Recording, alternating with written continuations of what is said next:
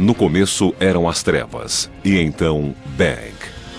Nasceu um sistema que se expande infinitamente, feito de tempo, espaço e matéria. Agora vá mais longe do que jamais imaginou, além dos limites de nossa existência, em um lugar chamado o Universo. Ocultos nas sombras do sistema solar, há mundos tão ativos quimicamente e tão disformes que beiram o bizarro. O mais chocante foi ver como o sistema solar é diferente. São as luas que orbitam os planetas do sistema solar. Antes desconhecidas ou consideradas secundárias, agora estão na vanguarda da exploração astronômica. O que surpreende é que não se parecem com nossa Lua. Os chamados membros menores do sistema solar não são de interesse menor. Que surpresas nos aguardam nessas luas misteriosas?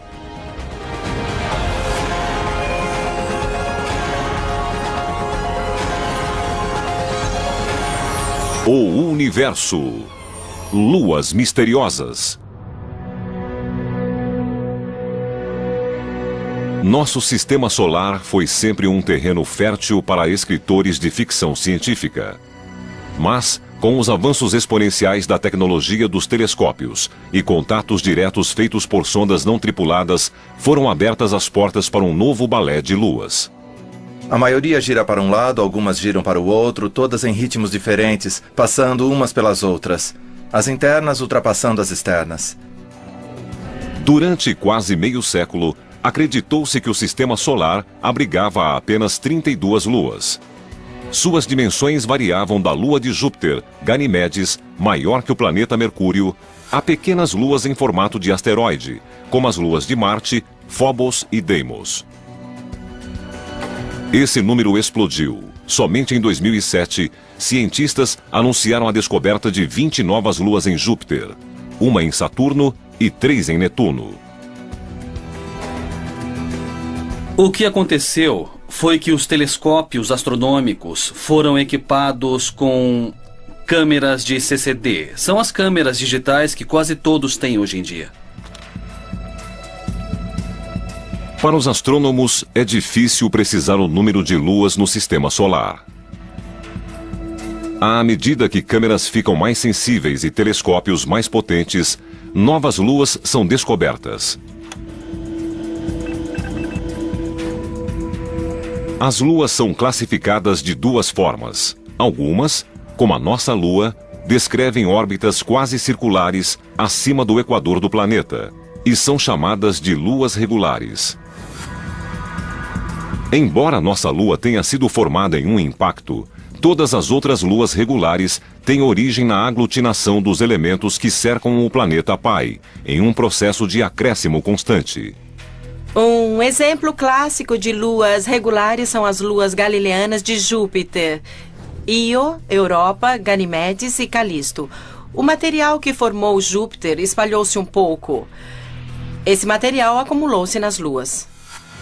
Luas que possuem órbitas alongadas, ligeiramente inclinadas em relação ao equador dos planetas, são chamadas de irregulares.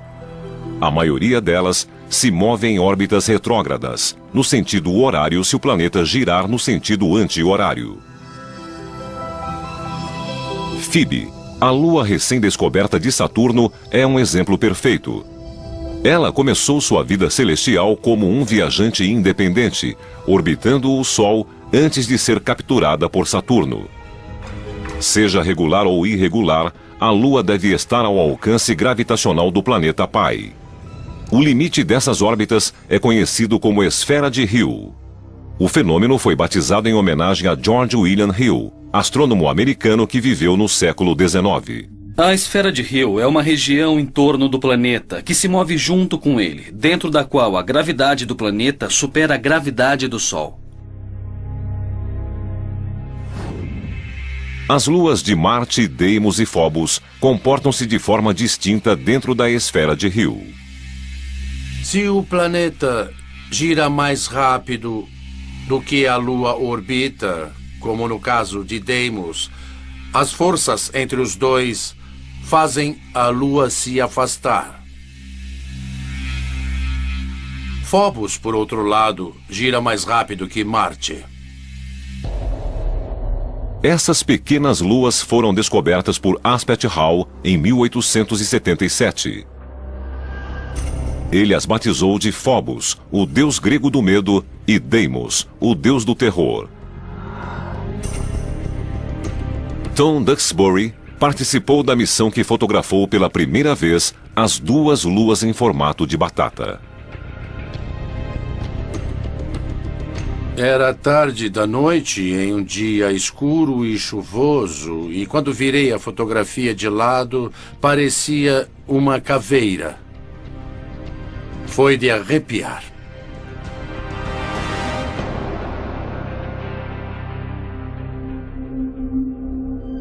Phobos está numa espiral da morte. Ela orbita a apenas 6.000 quilômetros da superfície de Marte. Nenhuma outra lua está tão perto de um planeta no sistema solar. Se nossa lua estivesse a essa distância da Terra, ela pareceria 20 vezes maior. Sua órbita duraria horas. Não dias como é agora, mas horas. E a lua cheia tomaria o céu. As marés subiriam e recuariam dezenas de metros.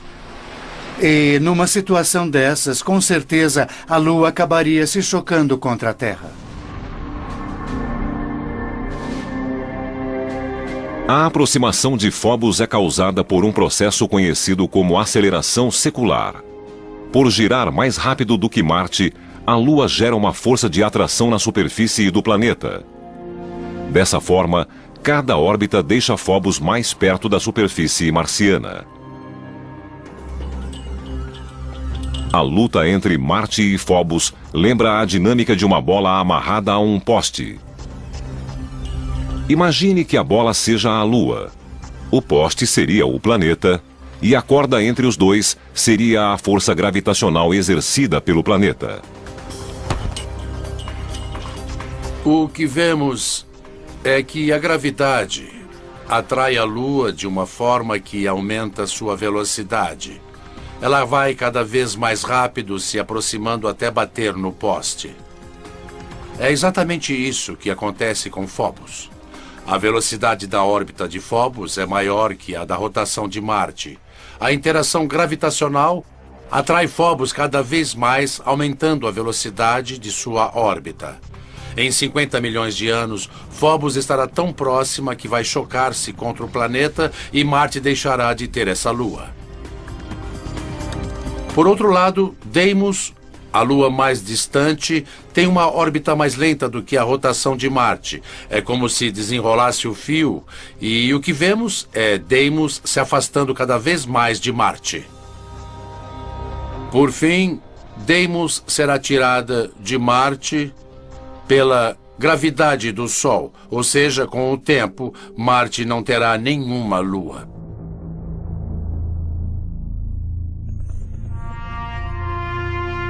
Como supera a rotação de Marte, Phobos parece nascer no oeste e se pôr no leste. Em vez de o planeta girar rapidamente sob ela, como no caso de nossa Lua e da maioria das outras, e de nascer no leste e se pôr no oeste, ela é mais rápida do que a rotação do planeta.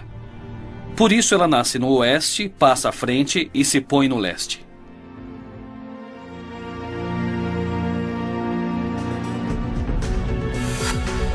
$50 milhões de anos se passarão antes de Phobos desaparecer. Até lá, ela poderá ser útil para uma eventual colonização de Marte. O escritor Arthur C. Clarke cogitou esta possibilidade no livro As Areias de Marte. Embora não haja motivo para a colonização de Phobos, sua proximidade com Marte a tornaria um ponto de parada natural. Sob o aspecto gravitacional, é muito mais fácil ir a Phobos, que não tem gravidade, do que enfrentar a gravidade de Marte para descer no planeta. De Galileu a Stanley Kubrick, os planetas gigantes do sistema solar exterior incitam a imaginação com sua enormidade. Mas qualquer tipo de exploração seria suicídio. A enorme pressão da atmosfera de Júpiter torna impossível a sobrevivência. No entanto, as luas desses planetas oferecem uma plataforma mais promissora para a exploração e futura colonização. Essas prisioneiras da gravidade de Júpiter seriam mundos hostis ao desenvolvimento da vida orgânica? Ou poderiam fornecer um abrigo seguro para futuras gerações de exploradores planetários?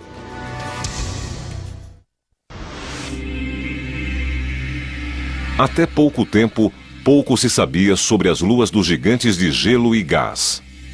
Grande parte delas permanecia oculta no brilho de seus planetas. Agora, telescópios modernos e a exploração espacial não tripulada revelaram um reino ocupado por inúmeras luas, de mundos esféricos semelhantes a planetas, a luas disformes com apenas 50 quilômetros de extensão. Júpiter, o maior planeta do Sistema Solar, é um ímã de luas.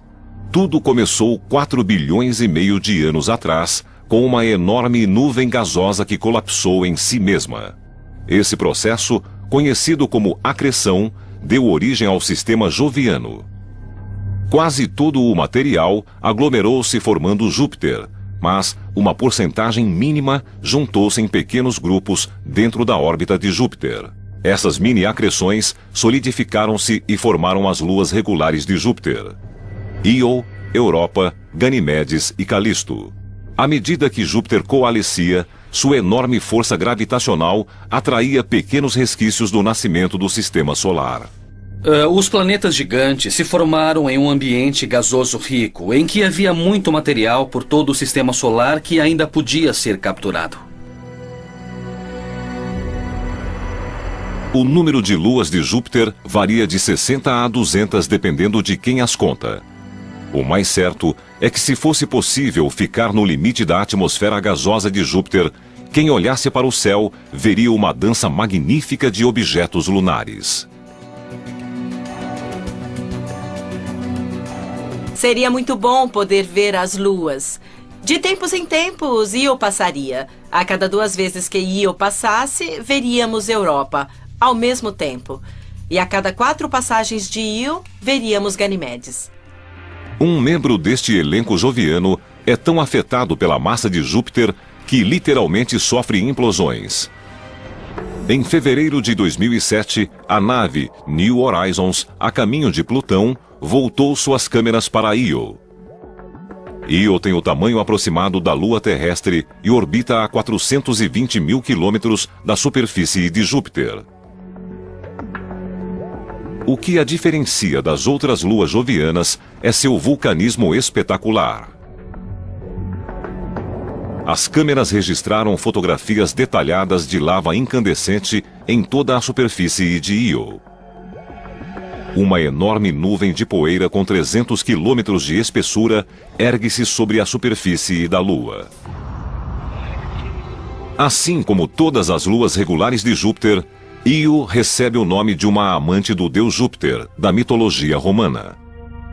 Ela foi descoberta por Galileu em 1610. A Lua foi fotografada pela primeira vez pela nave Pioneer em 1974 e pela Voyager em 1979. Sua atividade pulsante vem intrigando cientistas há décadas. A Io expele cerca de 1 tonelada de material por segundo, a cada segundo de cada dia. É uma máquina fenomenal. Eu gostaria de ir a Io, mesmo sendo perigosa, quente e sulfurosa. Io é pequena demais para ter mantido o núcleo derretido desde a formação.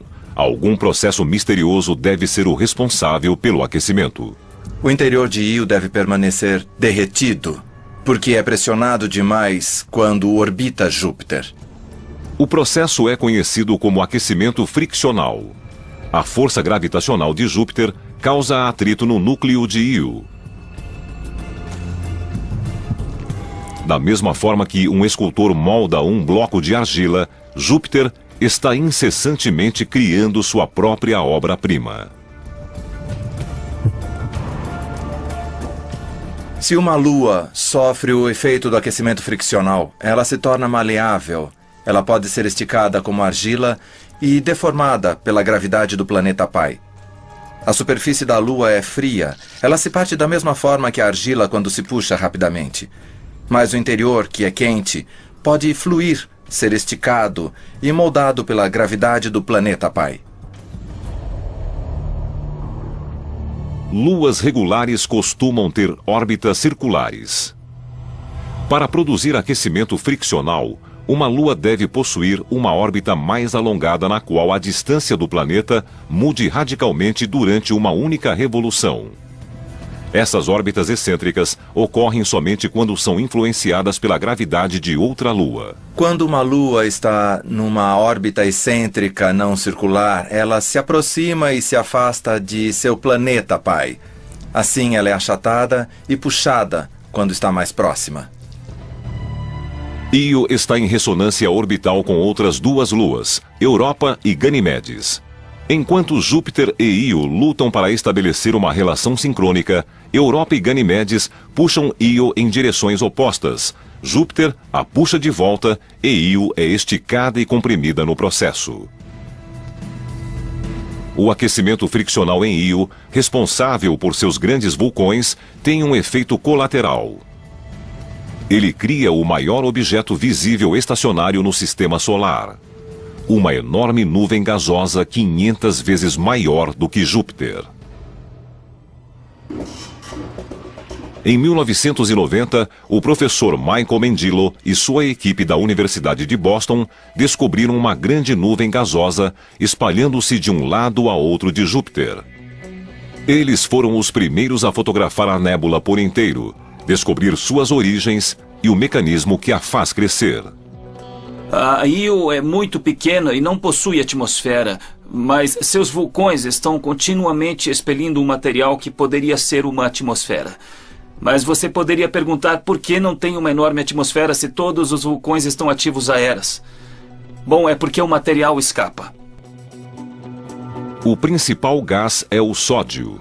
Embora represente apenas 5% dos materiais expelidos por Io, ele é facilmente detectável por telescópios na Terra. O sódio emite um brilho alaranjado. Na verdade, o sódio é comumente utilizado para iluminar as ruas de muitas cidades do mundo todo. As moléculas do sódio e de outros gases são projetados pela luz do Sol em elétrons no campo magnético de Júpiter. Elétrons e prótons são liberados por algumas dessas partículas e ionizam. Os íons, na forma de plasma, são carregados pela poderosa magnetosfera de Júpiter. A velocidade aumenta de forma dramática em função do campo magnético.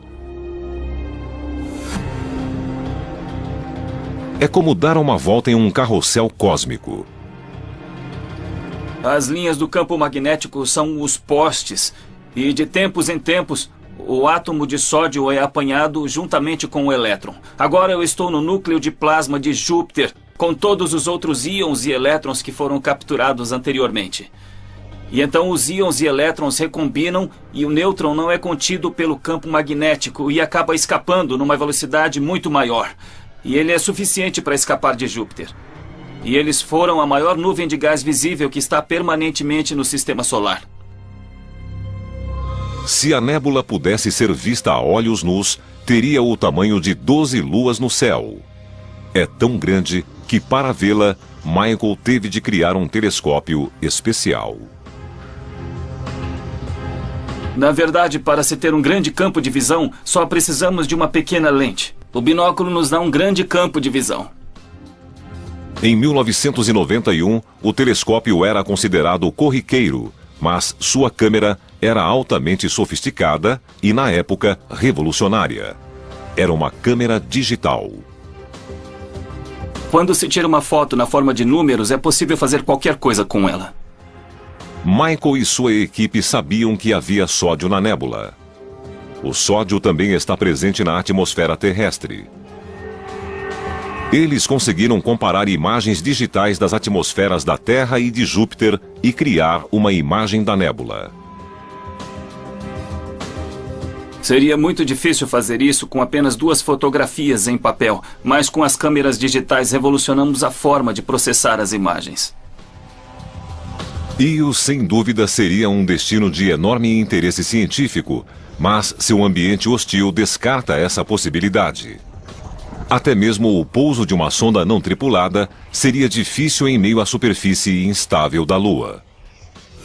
Mas há outra Lua em torno de Júpiter que pode não somente permitir a exploração humana, mas, possivelmente, sustentar suas próprias formas de vida. Europa é um dos objetos mais fascinantes e enigmáticos do nosso sistema solar. Totalmente diferente de qualquer outro lugar e diferente de qualquer coisa na Terra. A superfície apresenta fissuras, possui terrenos modelados, terrenos caóticos e parece que tem icebergs em algumas áreas. Sabemos que Europa é uma lua extraterrestre, mas será que abrigaria formas de vida extraterrestres? O universo, luas misteriosas. Europa orbita a 640 mil quilômetros da superfície de Júpiter, cerca de o dobro da distância de Io. Assim como a prima, ela também é moldada por ondas gravitacionais. Júpiter tem a maior influência. Sua massa, como um amante persistente, puxa a Lua relutante em sua direção. Europa resiste com a própria gravidade, e eles formam uma espécie de simbiose, centenas de milhares de quilômetros acima do gigante gasoso. Mas não é apenas Júpiter que puxa a Europa. A pequena Io e a outra prima, Ganimedes, puxam a Europa de diferentes direções. É a mesma ressonância orbital que exerce um efeito dramático em Io. No entanto, os resultados são bem diferentes em Europa. Sua superfície é fria, 320 graus Celsius negativos em alguns lugares. Mas há um aquecimento. E o que existe na superfície de Europa também é o que a torna tão interessante: água. Essa água no estado líquido sobe de um oceano subterrâneo e espalha-se sobre a superfície da Lua, criando um pavimento semelhante aos dos rinques de gelo. O oceano de Europa é raso e fica apenas a 15 ou 20 quilômetros abaixo da superfície. A água foi o berço da vida na Terra. Poderia ocorrer o mesmo em Europa ou em outras luas? Oceanos congelados em satélites talvez sejam os habitats mais comuns do universo. Terra é relativamente rara, mas satélites congelados são abundantes. Em fevereiro de 2007, a nave New Horizons, a caminho de Plutão, conseguiu passar perto de Europa e enviar imagens impressionantes. Enormes padrões geológicos, que foram chamados de círculos ingleses, podem ser vistos quando o Sol está nascendo ou se pondo atrás de Europa.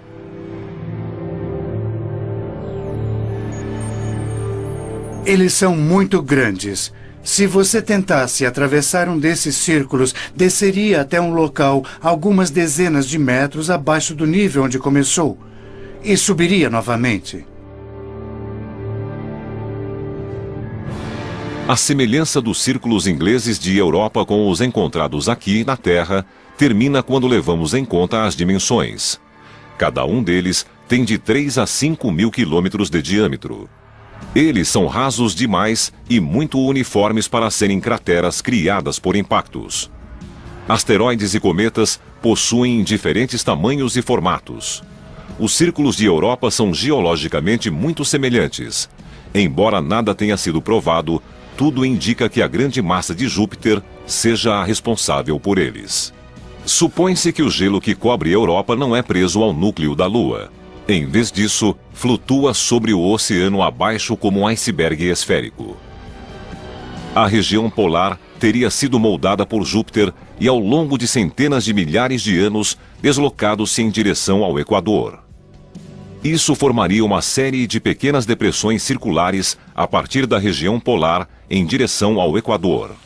Se a crosta de gelo em Europa possuir estrutura semelhante aos icebergs na Terra, a maior parte dela estará abaixo da superfície do oceano.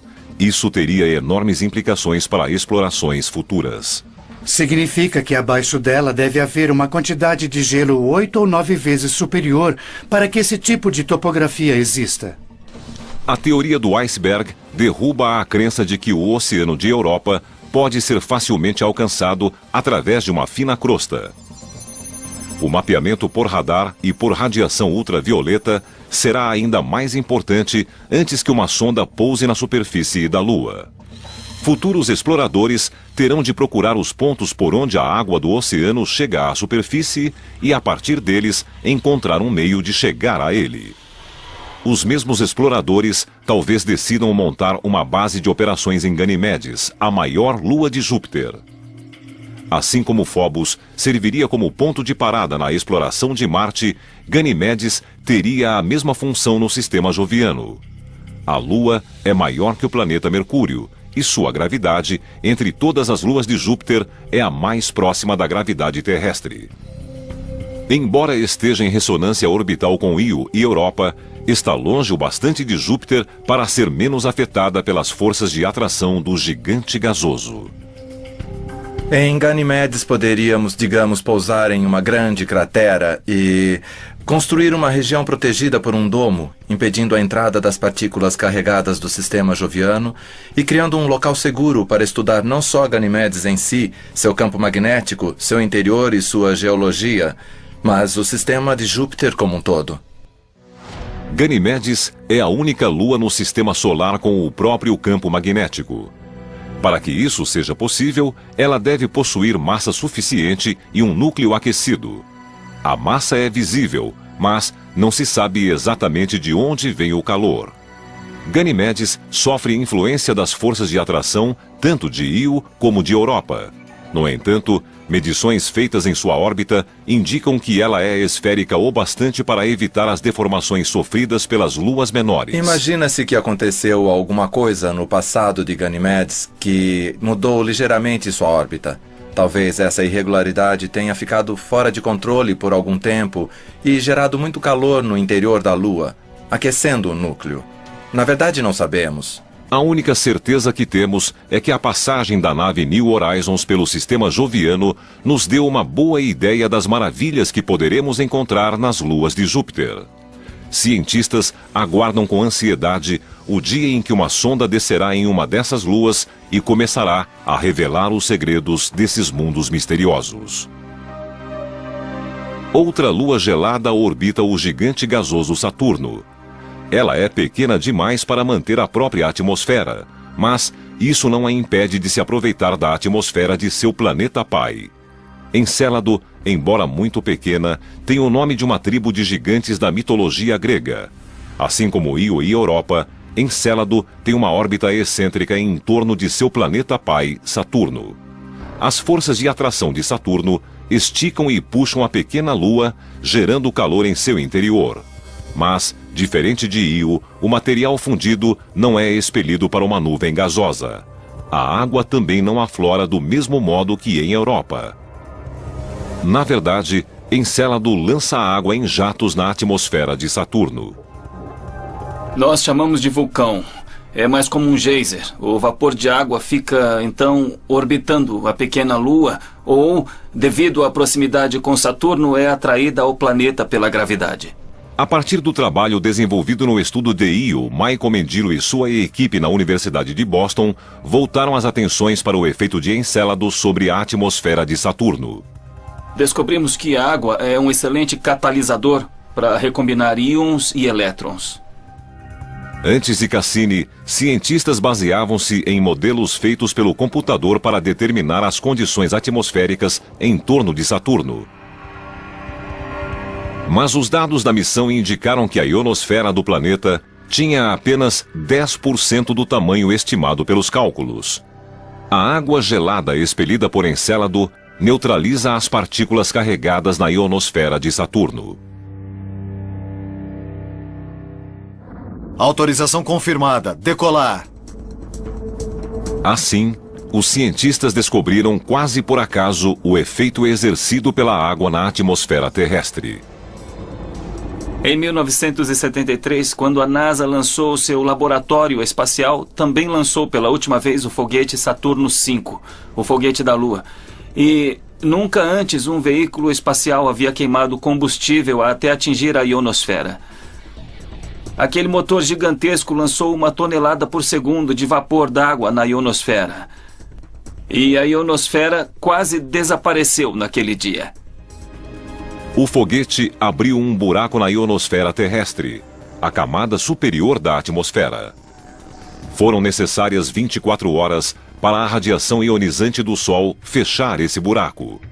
No entanto, em Saturno, onde Encélado lança continuamente 6 toneladas de água por minuto na atmosfera, os efeitos são marcantes. Não existe a possibilidade de Encélado acabar completamente com a ionosfera do planeta pai. Mas esta lua minúscula, com apenas 500 quilômetros de diâmetro, chamou a atenção da comunidade científica e do próprio Saturno. Enquanto nos preparamos para enviar sondas a Phobos e Europa e para estudar dados de Titã, Encélado e Io, um grupo totalmente novo de luas está literalmente entrando em universo. Luas misteriosas.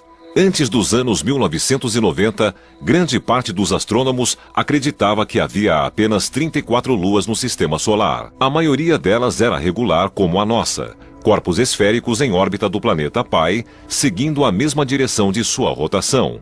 Mas alguns desses satélites são conhecidos como luas irregulares. Essas luas incomuns seguem órbitas alongadas. Muitas vezes, elas são inclinadas e têm direção oposta à rotação do planeta. Elas parecem batatas voadoras, lascas ou amontoados disformes. Elas foram difíceis de achar até agora porque são muito pequenas e também costumam ser muito escuras. O advento da fotografia digital e o uso de instrumentos ópticos mais sensíveis mudaram o terreno lunar em uma década. O Dr. Brett Gladman, da Universidade da Colômbia Britânica, descobriu sua primeira lua irregular em 1997 no Observatório Palomar. Desde então, ele trouxe à luz 17 objetos que eram desconhecidos no sistema solar. Detectamos objetos no sistema solar exterior, observando sua movimentação em relação às estrelas e galáxias de fundo, que são estacionárias. Então, se tirarmos uma foto do céu, esperarmos 1 hora e tirarmos outra foto, nenhuma das estrelas na galáxia terá se movido. Mas objetos distantes no sistema solar exterior terão se deslocado de forma visível entre as duas imagens. Assim, comparando as duas fotografias, veremos, como neste caso, um objeto móvel. O objeto pode ser um cometa ou um asteroide, ou, se orbitar um planeta de modo retrógrado, uma nova lua irregular. Outra diferença importante entre as luas regulares e irregulares é que as irregulares são capturadas. Elas se formam de modo independente do planeta em torno do qual orbitam e, provavelmente, fizeram parte dos detritos gerados na formação do nosso sistema solar. Phoebe, a maior lua irregular que orbita Saturno, é um exemplo clássico. Phoebe orbita bem longe de Saturno. Tem órbita elíptica e muito inclinada. Tem direção retrógrada. Imagens da Voyager indicam que ela parecia ter sido um asteroide. E todos imaginavam que era um asteroide que havia sido capturado. Agora sabemos por causa de Cassini que é um corpo muito rico em água congelada. Isso praticamente exclui o cinturão de asteroides. Imagina-se que Phoebe poderia ter vindo do cinturão de Kuiper nos limites do sistema solar. Imagina-se que o cinturão de Kuiper contenha os detritos da formação do sistema solar. Ele gira em torno do Sol, além da órbita de Plutão. No entanto, outra teoria sugere algo totalmente diferente. É muito mais provável que Phoebe tenha se formado numa órbita independente em torno do Sol e depois capturada na órbita de Saturno, enquanto os outros objetos se formaram próximos de Saturno ou foram incorporados pelo planeta ou ejetados do sistema solar. Phoebe então seria composta dos detritos planetários que flutuavam em torno de Saturno na época de seu nascimento. Por causa disso, deve possuir um material diferente de algumas das luas irregulares que orbitam Júpiter. Se for este o caso, seria possível discernir e comparar os diferentes ingredientes que deram origem a esses dois gigantes gasosos. Atualmente, 3 teorias tentam explicar como Phoebe e outras luas irregulares perderam sua independência. 2 delas sugerem que elas foram capturadas quando o sistema solar estava em formação e os planetas ainda eram um acúmulo de bolhas de gás e detritos. A teoria do arrasto gasoso é a mais direta. Gases densos circulavam em torno do planeta em formação quando um cometa, asteroide ou uma combinação dos dois passou através da mistura gasosa. Nós sabemos que os planetas gigantes construíram seus sistemas de satélites em grandes discos em torno deles, uma espécie de mini-sistema solar ao redor de cada planeta. E o gás e a poeira presente nesse disco também funcionam como fontes de atrito, onde planetesimais de passagem reduzem a velocidade, são capturados e entram em órbita. A segunda teoria é uma variação da primeira e, por vezes, é chamada de teoria da atração. Neste caso, em vez de ser capturado ao passar pelos gases em acreção, o objeto é puxado para a órbita do planeta em formação pela força gravitacional crescente. As 2 teorias de captura funcionam bem nos casos de Júpiter e de Saturno, porque a quantidade de matéria durante sua formação era grande o bastante para reduzir a velocidade dos objetos passantes. Mas o mesmo não acontece nos caos de Netuno e de Urano. Devido ao frio extremo, os 2 planetas formaram-se muito mais lentamente, e é difícil acreditar que os materiais aglutinados possuíam massa suficiente para deter um objeto em movimento no sistema solar. No entanto, os 2 planetas possuem luas irregulares. Assim surgiu uma terceira teoria, a da interação de 3 corpos. Descobrimos que muitos objetos são, na verdade, mais que um objeto. Costumam ser 2 objetos, normalmente. Isso ocorre porque eles têm mais ou menos o mesmo tamanho e têm uma relação binária. Em vez de ser um objeto grande com um objeto pequeno em torno dele, assim, deste jeito, são 2 objetos do mesmo tamanho girando numa órbita comum aos 2, em torno de um baricentro. Um par binário existe quando 2 objetos do mesmo tamanho estão próximos o bastante do baricentro para evitar que um terceiro objeto de dimensões maiores o separe. Mas, quando um dos elementos do par binário é consideravelmente maior que o outro, um terceiro elemento de maior porte tem uma chance maior de separá-los. O menor tenderá a descrever uma órbita muito maior que o manterá mais distante. Isso faz com que o objeto menor se aproxime o bastante do planeta para ser capturado, enquanto o parceiro é lançado em uma órbita independente. Uma lua, no entanto, parece desafiar a classificação. Tritão descreve uma órbita retrógrada em torno de Netuno, no sentido oposto à rotação do planeta. Isso a tornaria uma lua irregular. No entanto, ela é esférica e orbita próxima ao Equador em uma circunferência quase perfeita. Essa é a descrição clássica de uma lua regular. Ela também emite misteriosos jatos gelados, indicando que já tinha sido ou possivelmente ainda seja vulcanicamente ativa. O universo, luas misteriosas. Antes que Voyager 2 fosse ao sistema solar exterior, Tritão era considerada uma bola rochosa sem vida de tamanho aproximado ao de nossa Lua.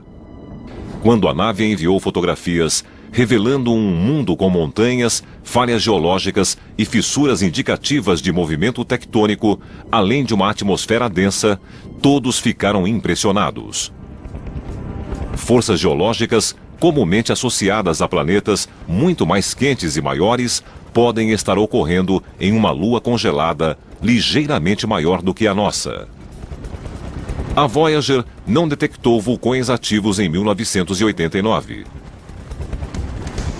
No entanto, assim como em Encélado, periodicamente surgem geysers na superfície do satélite. A maior surpresa não é a ocorrência dos processos geológicos em si, mas o fato de acontecerem em uma lua irregular como Tritão. A maioria das grandes luas no sistema solar são satélites regulares, com exceção de Tritão, a maior lua de Netuno, que orbita no sentido errado. Por isso, imagina-se que Tritão seja um objeto capturado. Uma lua capturada que age como uma lua regular. Como um objeto do tamanho de Tritão reduziu tanto a velocidade a ponto de não passar pela atmosfera de Netuno ou de colidir diretamente contra o planeta.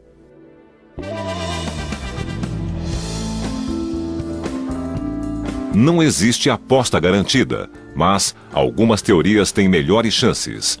Assim como jogadores na roleta, Tritão e Netuno fizeram as apostas e contaram com a sorte.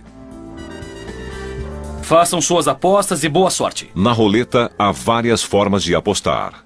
A probabilidade de ganhar é diferente em cada uma delas. E como em qualquer jogo de azar, quanto menor a probabilidade, maior o prêmio.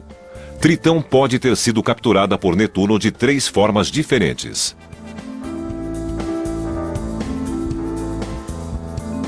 As 3 hipóteses são fisicamente possíveis, mas a primeira ideia de um arrasto gasoso é a menos provável, simplesmente porque o intervalo de tempo em que Netuno teve um disco de gás e poeira que poderia ter capturado a prototritão foi muito pequeno.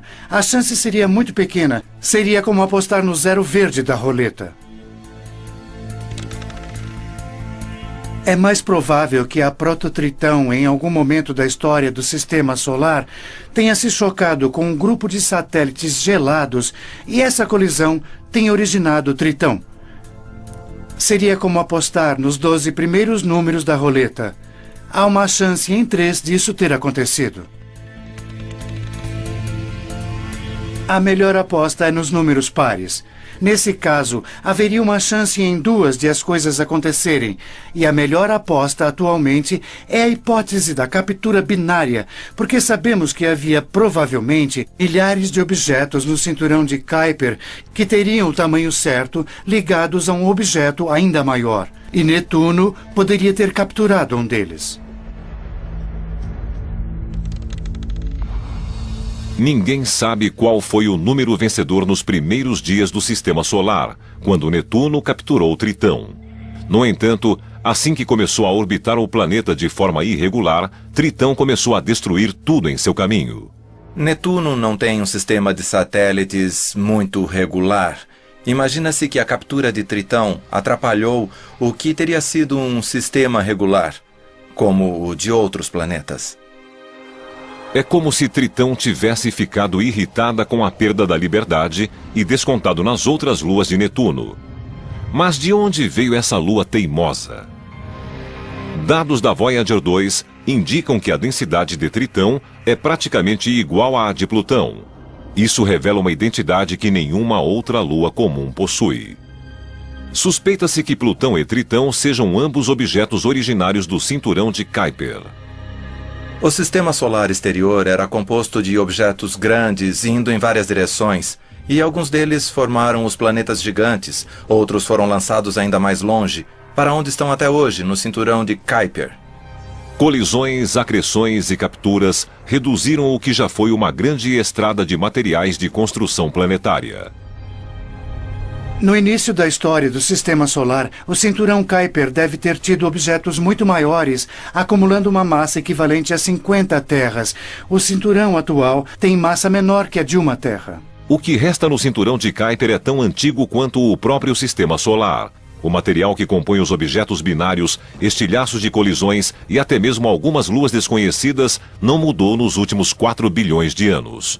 É incrível como as luas são diferentes no Sistema Solar exterior. Na primeira vez que eu fui a um instituto de astronomia nos anos 60, não havíamos visto nenhuma das luas. Eram pequenos pontos no telescópio. Por isso não fazíamos ideia da diferença. O mais chocante é conhecer a variedade existente no Sistema Solar. Isso surpreendeu muito a mim e a todos daquela época. Ao retornarmos para casa, voltando dos limites gélidos do Sistema Solar, impressionados com a vastidão do universo e a majestade dos planetas, vale a pena fazer uma pausa para admirar os pequenos mundos nas sombras. Essas luas distantes, antes consideradas secundárias, guardam mistérios que a curiosidade humana terá de desvendar.